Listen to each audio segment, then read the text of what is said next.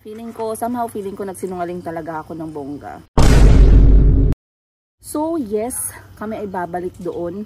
Pinag-iisipan ko na actually kung kailan.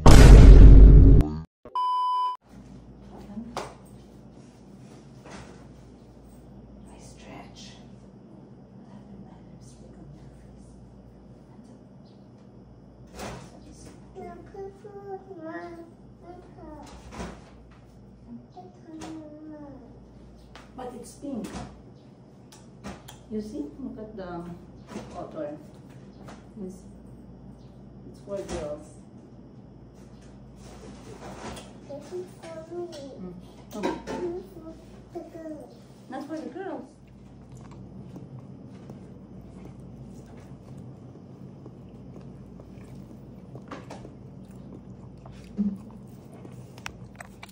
Is that coffee? That's not your shirt. That shirt is big.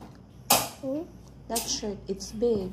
It's for me. It's not yours. It's for me. Okay, now it's dirty. You have to change, okay? Okay. Wait, now we will sweep outside and water the plants. Okay? Okay. You help Mama? Yes. Okay, you get water and put water in the plants, okay? Okay. Where's Bobby? Come up on your bed. On my bed. Yes. But Paula said you pee-pee. Did you pee-pee? Pee on bed. Not good. You did not wear diaper? Not good. Good morning! Mama, I want to Did- play the blue. Yeah, he just want to water Mommy's plants in my house so they don't die, okay? Coffee. You're going for a haircut with Chico? Yeah. Yeah? And you? Chico? What's that? Let me see. Let me see your face first. You're going for a haircut? No. Okay. Let's cut your hair a little bit, okay? But Mommy, Alright, be there. Chico, close the door kay Mayumi. Excuse me, move your hand. Sobrang init. It's very hot. Let me just remove this thing, okay? This grass. You see?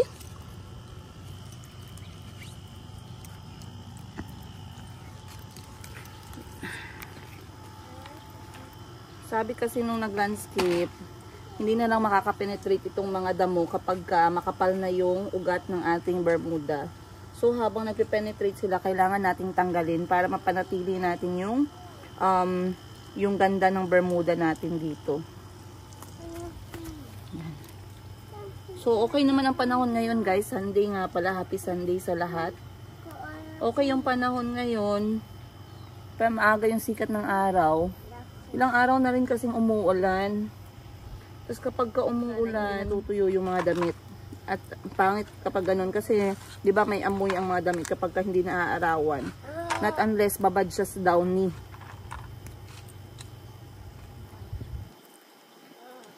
Na-mention ko nga pala sa last natin na vlog, na episode, na kami ay nagbabalak bumalik sa Africa.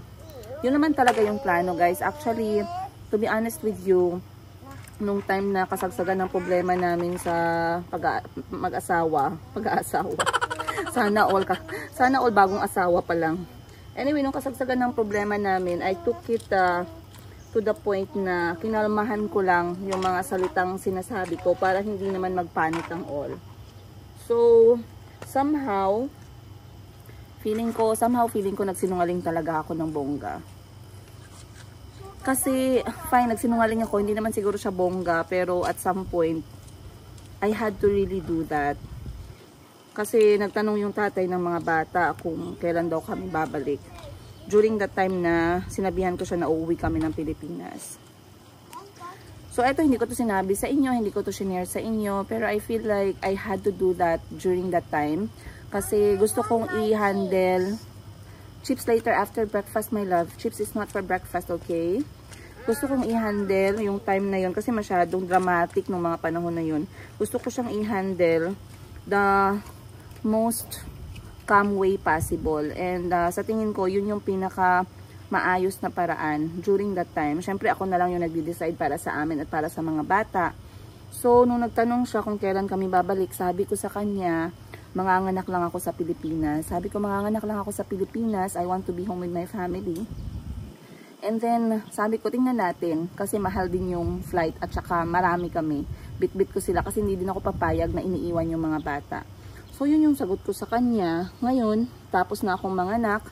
Nagtanong na naman siya sa akin kung kailan kami babalik. Sabi ko, sinabihan ko lang siya na kapag meron ng pamasahe, kapag nakapag-ipon na, yun yung sagot ko sa kanya. Pero, to be honest with you guys, alam ko sa sarili ko na hindi talaga kami makakabalik agad-agad. Unang-una, yun nga, financially, kasi mahal din, madami kami. Ikalawang reason bakit hindi kami makakabalik agad is, another reason bakit hindi kami babalik agad is, gusto ko muna talaga dito sa Pilipinas. Gusto ko muna dito kasama yung pamilya ko. Hindi ko alam kung gaano pa katagal bago kami makabalik doon. For sure, dahil like I said, wala naman akong planong itago yung mga bata sa tatay nila, mga kapatid nila. Wala naman akong plano na hindi sila ipakilala sa kanilang another na bansa, sa kanilang another na kultura. So yes, kami ay babalik doon. Pinag-iisipan ko na actually kung kailan. Ngayon nasa likod na siya ng aking utak at naka-line up na siya sa aking to-do list. Though wala pa talaga kaming date, pero hindi lang kasi basta-basta yun na mag-set lang agad ng date, no? Kailangan kong tinan yung finances namin kasi most probably kapag bumalik kami doon, kasi yung pag-alis namin, ako din lahat ang nagastos nun. Ako lahat ang nagbayad nun. So ngayon pabalik doon, hindi ko ugali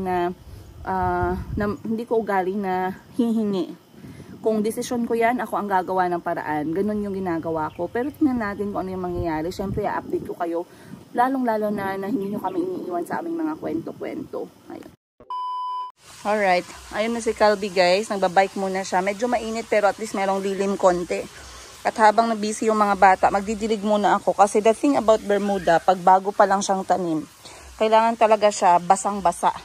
Otherwise, ayan, mag-show siya na para siyang mamamatay. So, kailangan talaga natin siyang basain ng bongga. So, let's go. Nagwalis na ako. Magwa-water na lang tayo. Ha?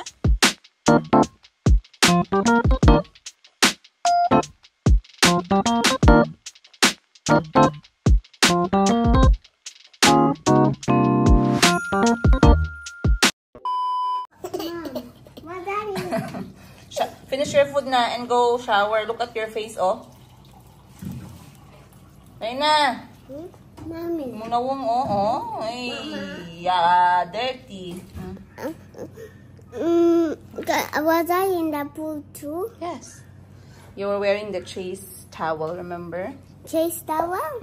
Can I have it? Can I have it again? Yeah, we will look for it. And you finish your food. Or else you don't go. Mom.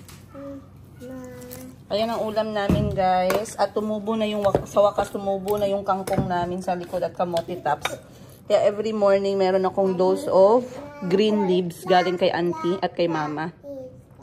Pag andyan si mama at may oras siya yung nagaganito. Pero pag wala si auntie, sabi ko auntie everyday mag-pick ka para meron tayong green. Then meron tayong adobo, manok, and papaya. Sarap ng papaya sa Pilipinas, sobrang tamis. So kakain lang ako kasi baka mamaya magising si Mayumi for breastfeeding. At least makakain na ako mauna bago pa siya magising. Let's go.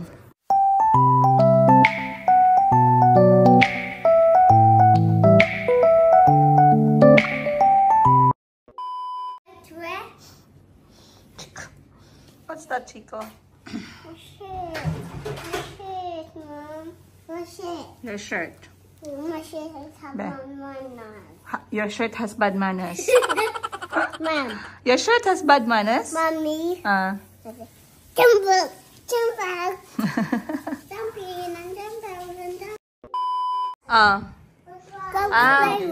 Which toy was it?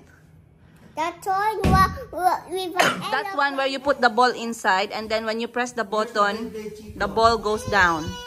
Yes. I like that toy. I thought you did not like it at first. Also, I also like the cannonball. Cannonball. Can you do it for me? Can you press the button and then you are covering your ears like this? Oh. You were scared? Yeah. Are you still scared now? No. Where you put a Beyblade? Where are the Beyblades? Oh, Chico is asking. Kalbi, where did you put the Beyblades? I need it in my... Chico, you cut your hair, okay? Just a little bit, yeah? Pupunta sila sa ano guys, sa barber shop. Pupunta sila sa barber shop para magpagupit. Si Chico kailangan niya mag-trim para matumubo ng medyo makapal yung buhok niya kasi hindi pa rin pantay. Si Calvin naman, lilinisan lang dito sa gilid para fresh looking. Pero hindi pa naman siya magsa-start ng school niya until June. So, we are hoping na makapasok na siya ng school kasi naboboard na siya konti sa bahay. What did I always say?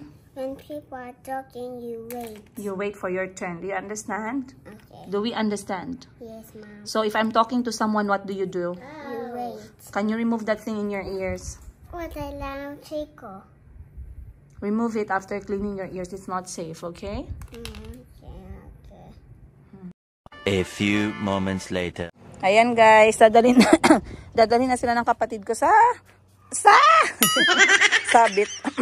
Dadalhin sila sa kanto para magpagupit. Bye-bye. Cut your hair a little bit. Ari ba, mga patay naman. Good na. Bye, Chico. Hold tight, okay? Bobby, wait here. Bobby, you wait here this side. Tito is going to get the bike. The motorbike. Dali na. Ay, you're right na. Leave this one. This is for baby. Okay.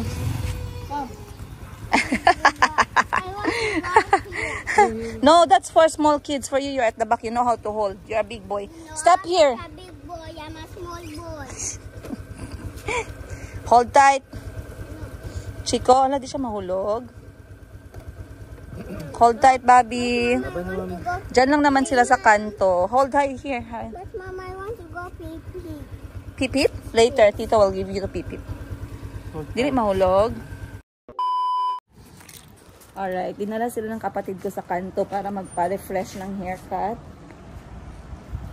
Masaya pala ang feeling na maraming halaman talaga. Naiintindihan ko na yung feeling ng mga nanay natin na talagang nagiging emotional kapag walang mga plants. Kasi it's very refreshing at very calming. Ayun, calming talaga. Katulad sa lalong-lalo na sa atin na sobrang daming iniisip at madaming pinagdadaanan sa buhay at kotang-kota na ngayong taon. Ayan, kakasimula pa lang ng 2024, kota na agad, madam. Hindi joke lang ako dun. Ay, hindi ay 2024, bagong simula tayo, new beginning. So, noong 2023, kotang-kota ako, pero ngayong 2024, new beginning tayo. Ba naman itong mga damong to, parang kakatalikod ko lang, tumubo ulit.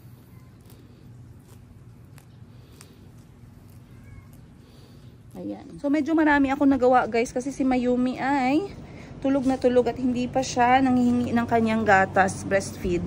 Kaya medyo marami ako natapos. Pero hindi pa ako nakapagbihis at hindi pa ako nakaligo. Uy, teka nga pala. Yung update ko kayo dito, alam nyo ba guys na yung katungkuma ko dito na tinanim yung galing Africa ay tinanggal nung ating, nung pumasok na helper. 1 week lang siya dito. Tapos nag-decide siya na tanggalin yung mga damo. Yung binunot niya lahat katungkuma. Kasi hindi niya naman kilala. Pero ito, tumubo na yung mga dahon namin dito. Si Mama ang nagtanim siya kasi Auntie Christine, inaalagaan nila yan. At yung okra naman ay nagsisimula ng magkaroon ng bulaklak at bunga. So sabi ko kay Auntie, very good. Kasi kailangan na namin to, tumatanda na kami ni Auntie eh. Ayan. Masaya ako sa update ng ating halaman. Let's go.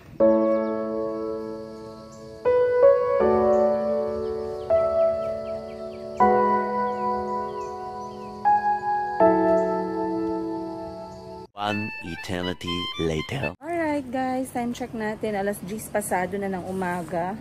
Tumabi ako kay Mayumi kasi nagpahinga ako while waiting for her na mag-breastfeed. Naka-breastfeed naman siya ng 2 beses. Pero ayun at nakatulog ulit. So dito tayo uupo kasi masarap yung hangin ngayon. Ayan. Para naman ma-feel ko na makahinga ako ng konti bago ang next na feeding. Yun talaga nakakakain ng oras ng isang nanay. na minsan hindi na nakakaligo. Ginawa pang rason yung newborn baby. Kahit naman wala pa si Mayumi, hindi naman talaga ako masyado naliligo. Anyway guys, gusto ko kayong chikahan. Actually, marami na nagtanong sa akin ito before. Hindi ko alam what you think about it.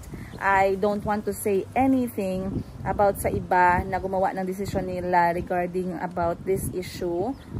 They have their own decision, I have mine. At once again, yung isasabihin ko lang sa inyo at i-share ko lang sa inyo ay ang aking sariling decision. Okay? Ang paningin ko sa issue na to. Alright, so etong issue na to na tinatanong sa akin ng ilang beses is, ay, wow, so handsome.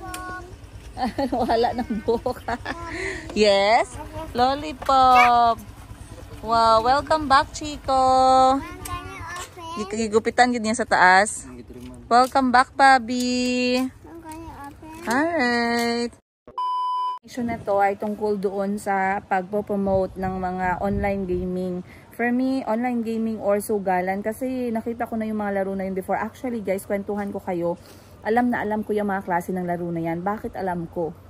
Hindi ako nagmamagaling guys. At ayokong maging ipokrita. At one point in my life, bago pa man ako talagang nag-vlogging, or is it before I got viral sa vlogging world or during? Pero talagang aaminin ko sa inyo na at one point, tinry ko na maglaro ng mga online gaming na yan. Wag na tayong magpa-ipokrita, no? At ayokong magsinungaling sa inyo. Talagang madali siya nakakapag-hook. Madali kang madadala, lalong-lalo na kapag sa simula. Unang-una po, walang nag-ask sa akin na mag-try. I just saw this online as well, na nanonood ako ng videos sa YouTube at saka sa Facebook, and someone was promoting it. And for me, it looked fun and promising. Okay? So, sa unang-una talaga, madali kang madadala. Na parang, uy, parang madali lang siya. Uy, parang ano lang siya. Parang sobrang dali lang laruin. At talagang malaki yung chance na mananalo ka. So, the human greed in me and yung normal na reaction ko ay talagang in-install ko yung game. And I was so happy nung na-install ko yung laro. Alright? And then I started playing the game. Again, hindi po umabot sa point na shinare ko sa inyo to. Hindi umabot sa point na nalulung ako. Okay? I-clarify ko lang. Hindi umabot sa point na nalulung ako. Hindi umabot sa point na nag-promote ako online. Ayan, doon na-share ko siya sa mga kapatid ko. Hindi umabot sa point na matagal akong nakapaglaro bago ako nag-give up. So, merong isang klase na app na in-install ko sa aking phone. At isa sa laro doon na nilalaro ko actually is yung color game. Alam ninyo yung color game na yan. Alright? So, like I said, online game siya, pero I would say that it is really a sugal. Okay? Malaking sugalan siya. Siguro hindi natin naiisip na malaking sugalan dahil pwede mong lagyan ng pakonti-konti lang. 100, 200, ganun, 300. Pero kasi that's the point of the whole sugal. Parang nag-crave ka at naghahanap ka ng risk. At talagang umaabot sa point na yung 100 mo nagiging 1,000, yung 1,000 mo nagiging 5,000, hanggang sa dumoble ng dumoble. So for me, I played the color game. At sa simula guys, talagang nananalo ako. I even had the experience of playing na 100 lang yung nilagay ko and then umabot ako ng 3,000. So imagine yung feeling na ganun. And then I realized, nung una okay pa, nung mga first, second, tsaka third, okay pa. Pero maya-maya na, yung mga ika-4 na, ika-5, ika-6 ko na laro, parang 30% or 20% na lang out of 100% yung nananalo. Ibig sabihin doon, mas malaki yung nakukuha ng online gaming or nung sugalan sa akin kaysa nakukuha ko sa kanila. And then I had a realization na parang merong kumukontrol ng laro. Hindi ko alam to, like I said, this is just my own comment, this is my own opinion. Parang merong nagko-control, parang meron na siyang sistema na papanalunin ka sa una, and then pag nahook ka na, hindi mo na mapapansin na marami ka na palang talo dahil meron ka ng adrenaline rush, meron ka ng feeling na hindi, mananalo na to, mananalo na to, mananalo na to. Hindi ka masasatisfy. Alright? So anyway, long story short, na-realize ko na parang merong nagko-control sa laro at unang-una lang yun. again, sasabihin ko sa inyo, wala pong nag-ask sa akin na gawin yon. It was my own decision. Walang nag-message sa akin. Though later on, lalo na nung lumaki yung aking YouTube channel, umabot na ako ng 100,000 at sa Facebook din, umabot ako ng 100,000. Marami yung mga nag-message sa akin. And to be honest with you guys, ang lalaki ng mga offer nila. Imagine having that kind of offer sa 100,000 subscribers. How much more ngayon na triple na yung aking mga nanonood sa mga videos. So, during that time, parang mga, I remember, hindi naman masyadong marami. Siguro mga nasa 2 hanggang 5 yung mga nag-message sa akin na mag-promote ng online gaming nila or pasugalan nila. And they were willing to pay me, I believe, parang nasa 20,000 pesos sa isang buwan ang ibabayad nila. Hindi ko alam kung malaki o maliit yan para sa iba, pero for me kasi, every amount matters, lalong-lalo na marami kaming anak, lalong-lalo na nag-aaral yung mga bata, maliliit pa sila, meron akong binabayaran sa Pilipinas. So, it was really an enticing offer, to be honest. Okay? Like I said, I don't want to be hypocrite. I do admit na nakapaglaro ako niyan before, pero hindi umabot sa point na prinomote ko siya dahil nga na-realize ko na kung ano yung nangyayari. Hindi ko alam ang comment ng iba, hindi ko alam kung ano yung pakiramdam nila sa laro na yan. Ito po ay pawang aking opinion lamang. Alright? So, ngayon, yung offer na yon is parang isisingit mo lang yung video. Parang nasa 30 seconds lang or kahit 20 seconds lang na video sa dulo ng mga vlog mo. At hindi mo pa kailangan gawing araw-araw. Parang once a week, isang beses mo lang siya gagawin. So, parang sa isang week, isang beses mo lang siyang gagawin. And then, you will be able to get paid monthly. So, parang 2, 3 or nasa 5 silang nag-message sa akin ng ganong offer. Iba't ibang app yun. And every time they did offer me, nakakaano talaga siya guys.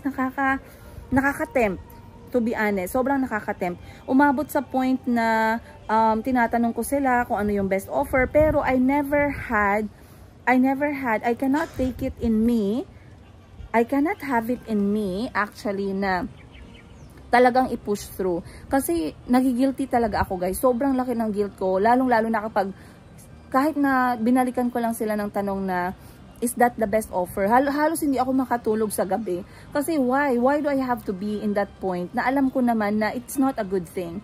So bakit hindi siya good for me? At ayoko siyang i-promote. Number 1, ang aking kwento ng aking buhay ay galing sa scratch. Kaming tinagong bilyon or milyon or 100,000, hindi kami umabot sa ganitong point ng buhay namin. Hindi nga naman kami mayaman, pero at least nakakakain na kami 3 times a day, nakakapunta kami sa Jollibee kung gusto namin. And yes guys, I am proud to say na nakakapunta kami ng Jollibee kapag gusto namin kasi lumaki ako na hindi talaga namin yan ma-afford. Alright? So, for me, it's a luxury to be able to reach that point in life na I can take my kids anytime they ask for Jollibee. Kahit naman hindi sila masyadong humihingi ng Jollibee.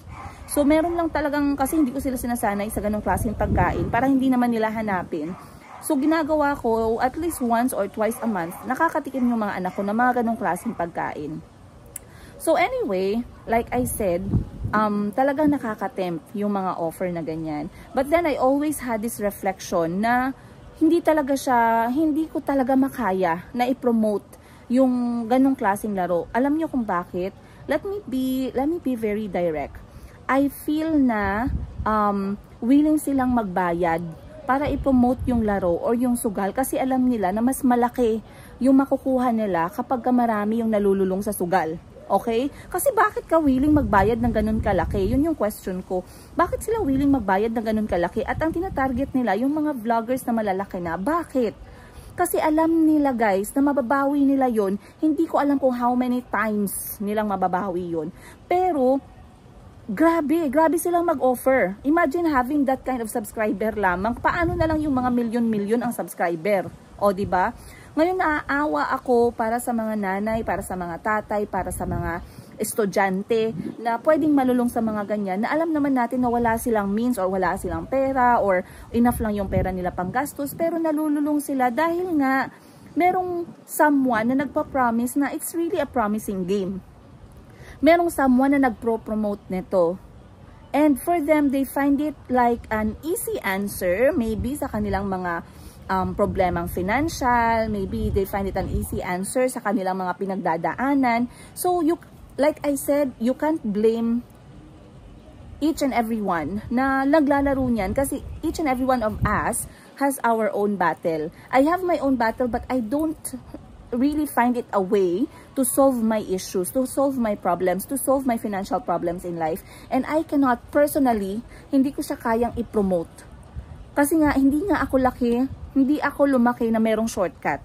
Lumaki kaming magkakapatid na lahat ay galing sa zero, lahat ay galing sa scratch. Lalo, kung ano man yung nakikita nyo ngayon, kahit na ganito, kahit na medyo mafe-feel ninyo na komportable yung buhay ko kasama yung mga anak ko, pinaghihirapan ko po yan araw-araw. And then I realized na, for me, easy money is never the answer. Okay? Kung meron man akong na-realize sa buhay ko, sa lahat na na-experience ko, hindi lamang sa relationship, sa marriage, sa kwentong pera-pera, kwentong negosyo, kwentong racket, hindi sagot ang easy money para sa mga problemang pinansyal. And easy money will never even last. Hindi siya effective. For me, hindi ko alam para sa iba kung ano yung realization nila pagdating sa mga easy money na yan. May it be sugalan, may it be online gaming, may it be yung mga, ang tawag mo dyan? Mga pyramiding scam. Kasi like I said, at one point, padadala ka talaga. Human greed is really there. Totoo yan. At some point, guys, nakasali din ako sa isang, alam ko sobrang daming dumaan na pyramiding scam, no? At some point, nakasali din ako ng isang beses and I lost something na I didn't even have at the first place. And then I realized na, okay, fine, I learned my lesson there. What will happen kapag nangyari yan ulit? Na-learn ko na ba yung lesson ko? Kasi malalearn mo talaga yung lesson mo kapag walang-wala ka naman talaga in first place at tapos nilagay mo pa dun sa sugalan na yon. Dun ka talaga sasampalin ng katotohanan. Not unless na lang talaga makapal yung apog mo at hindi ka natututo. O, diba? So, yun yung rason, guys, kung bakit hindi ko talaga pinopromote yung mga online gaming at sugalan. Hindi dahil sa marami yung nagme-message sa akin na yeah, I'm coming. Hindi dahil sa may nagsasabi sa akin na ma'am, wag mong i-promote yan, kundi it's my own decision na ayoko talagang mag-promote kasi para sa akin hindi siya tama. Okay? Again, para sa akin, hindi siya tama. Hindi ko alam para sa iba. Wala po akong pakialam sa comment nila. This is my own comment. Ayan.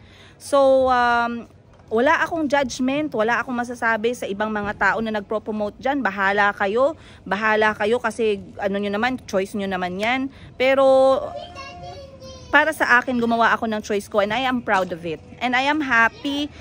Happy ako sa ginagawa ko sa vlogging. And that is my final decision. At hindi ako magpro-promote sa inyo kasi para sa akin hindi siya sustainable solution. Yun yung word doon. Hindi siya sustainable solution.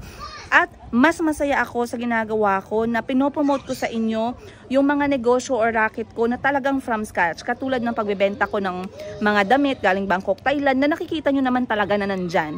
Pinapakita ko sa inyo yung struggle ng pagnenegosyo ko simula 0 hanggang ngayon. Ilang araw na kaming bukas. Actually, wala pang 1 month, no? And then yung aking pagbebenta din ng mga lightweight lang na mga gold. So for me, para sa akin sustainable yan, lalong-lalo na kung marunong kang humawak ng pera. Alright? Para sa akin, masaya at satisfied ako sa ginagawa ko. Meron akong inner happiness at meron akong satisfaction mentally, emotionally, spiritually at saka financially sa aking sinasabi at sinishare sa inyo. Hello guys! At dahil Sunday ngayon, ayan at naglakwatsa na naman kami. Yahoo!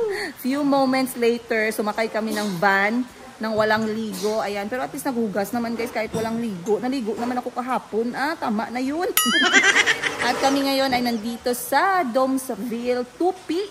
Dahil never pa akong nakapunta dito at gusto kong i-check out. At yan si Auntie, pasyal-pasyal kami. Of course, Auntie will vlog with her new phone. Very long iPhone! Wow! Sobrang excited si Auntie kaso medyo maulan ngayon. So we will do our vlogging later. Ayan. Hindi pwedeng ako lang yung mag-vlog. Dapat all mag-vlog. At of course, Chico is there. Chico, hi! With the new hairstyle. With the new hairstyle. My kapatids are there. Ayan. Tamang kain lang ang kaligayahan namin. Low carb daw. So sabaw lang siya. Calby is here. Wala naman sa mood. Pero kakain kami at sana magkasamud na yung all sa mood. So, nandito kami ngayon sa kanilang event area actually. Pero pwede siyang kainan kasi walang events ngayon. Dahil maulan-ulan nga. At gusto namin i-enjoy yung kalikasan. Ang ganda ngayon guys, malamig, maulan, mabango ang simoy ng hangin, amoy pinya. So, tara, kakain tayo and then we shall move around later together. Let's go! Eternity later. Ayan guys, sabaw na pompano ang ulam namin. Nahingi ako ng sili. Sana all, binigyan na nag-iisa at napakalaki at pulang-pulang sili ngayong Valentine's. Masaya na ako dito guys. Okay na to kesa wala. Bahala, walang bulaklak, basta may siling pula. Saan pa yung in-order natin, Goy? Kain na. And then you go ride the motorbike in the pineapple garden, okay? It's okay. Ang kanon lang ipadala sa rice and sa coke. Alright. So, eto guys, spur of the moment lang namin to dahil ngayon ay Sunday at maulan nga. At lahat ng mga kapatid ko ay may pinuntahan din na iba. So, yung mga walang pinuntahan, ayan, kami magkasama ngayon. Alright guys, andito na kami sa Domesville 2P at katapos lang namin kumain. Napuryada yung aming kain dahil nagkamali sa order. So, minention namin na manok yung order natin sa sisig. Chicken sisig, pero ang nadala is yung bawal sa amin.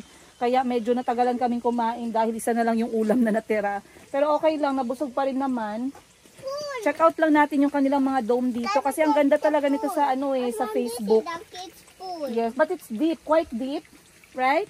So ganito ang kanilang idea of accommodation. Basically parang mga dome at meron silang mga accommodation na merong sariling pool. Let's go. This side. Yes, Chico.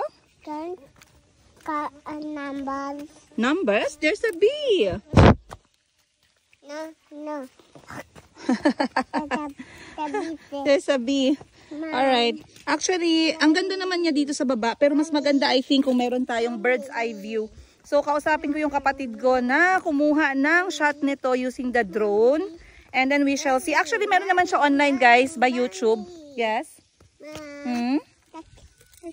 You walk on your own. Wow. That's the bee. The bee said zzz. Right?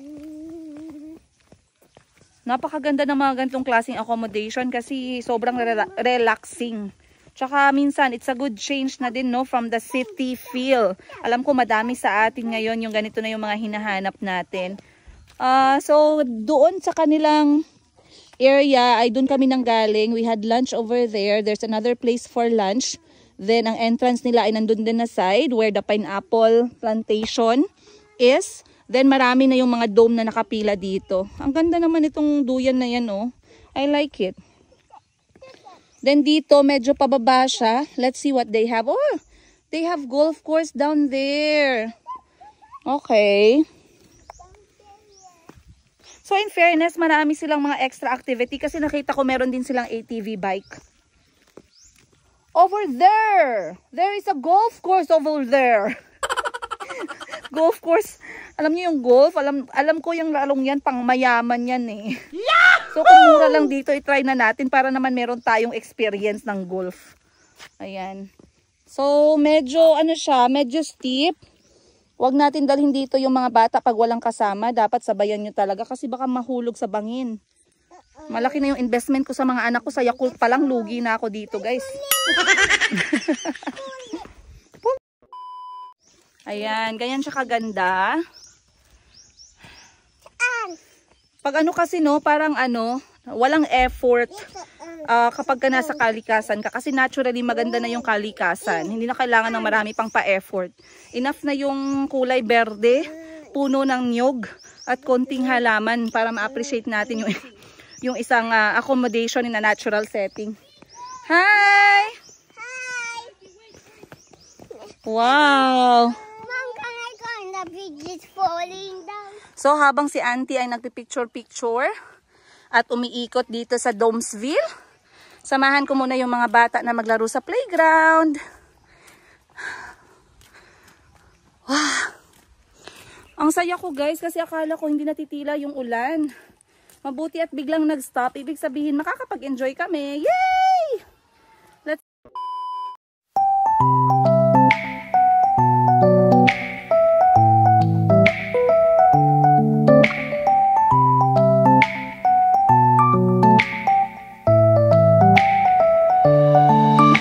How does Kuya Kahil look like? Hmm? Are you handsome? Hmm? Kamukhang kamukha sila ni Kahil growing up. This is how Kahil looks like when he was younger. Right? Sabi ko sa kanya, malungkot ka ba? Bakit mukhang malungkot ka? Sabi niya, hindi daw. May iniisip lang daw siya.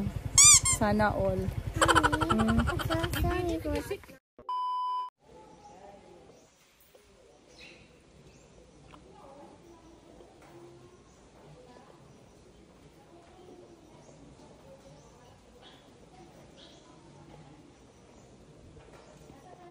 A few moments later. Go!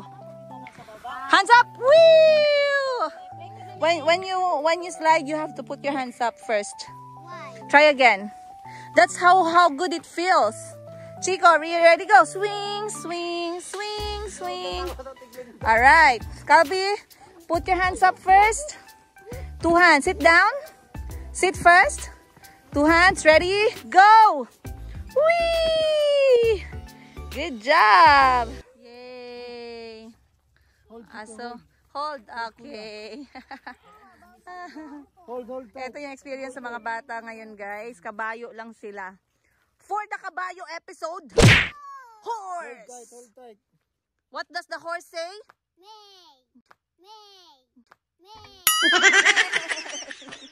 What does the horse say? Okay, ayaw sa lubot kay manipa na sila ron. I want to go on the small horse. The horse is still too small. I'm falling. Hold tight. Ha? Tight. I'm scared. Don't be scared. You said you want to ride.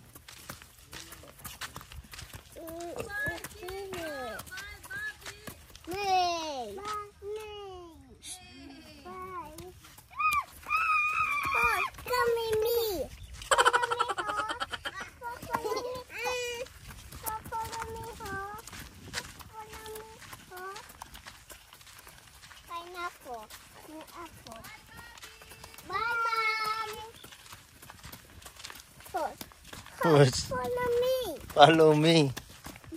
Follow me, huh? What is behind? We were coming back because it was raining already, but I still want to ride. I know, we will come back here next time. Alright, ayaw sa lubot.